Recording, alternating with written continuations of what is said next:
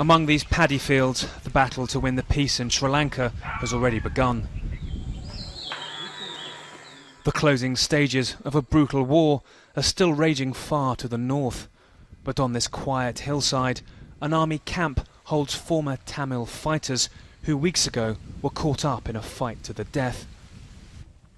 The women and children, it's called rehabilitation.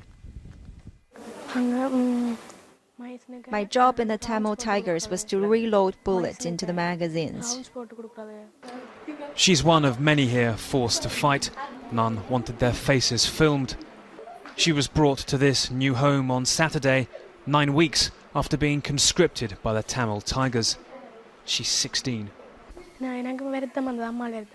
I had chicken pox when I came to the house. My mother told them I was ill and I was too young. But they came for the third time and asked me to come and have a chat with them.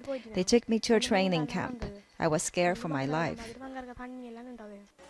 She's anxious, perhaps because of her memories, or perhaps because the army's listening to us talk. Many don't know where their parents are. None can leave the base without an army escort. After about a year, an army committee decides if they've changed enough.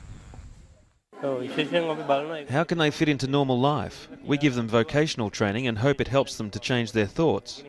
At the end of each month, they are assessed. We don't let them go out for their own security.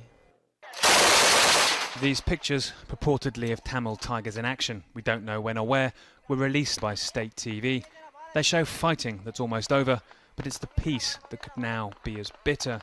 Thousands of Tamils blame the army for killing their loved ones, but will now have to accept government rule. So extreme the hatred, Tamil Tigers wore cyanide capsules around their necks, desperate to never be caught alive. You cannot surrender to the army. If you do, they rape you. That's why you should commit suicide. If the capsule doesn't work, use the grenade and blow yourself up. We can't verify the stories we're told here, but we're allowed in by the army as they want to show they have a humane plan for former Tamil fighters, even though only 100 can get to live here. Aid workers worry, though, that away from this model camp for children, the old abuses well documented in this savage war could repeat. Not classes and textbooks, but disappearances, killings and beating. Up here, the government's painting for us a picture of how happy life can be once you leave the Tamil Tigers. But there is a darker side, we're told, one that's unfolding now among the tens of thousands of displaced people being held in a camp to the north of here. We're told they're slowly being filtered for former Tamil fighters and that over 200 of them are being held in a separate facility. Their future there is at best uncertain. For those Tamils held in the other camps, conditions are far worse than here.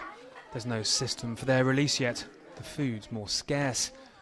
Many fear resentment, even fury, will build, and that will make any kind of real peace impossible. Nick Payton-Walsh, Channel 4 News, Ambipusa, Sri Lanka.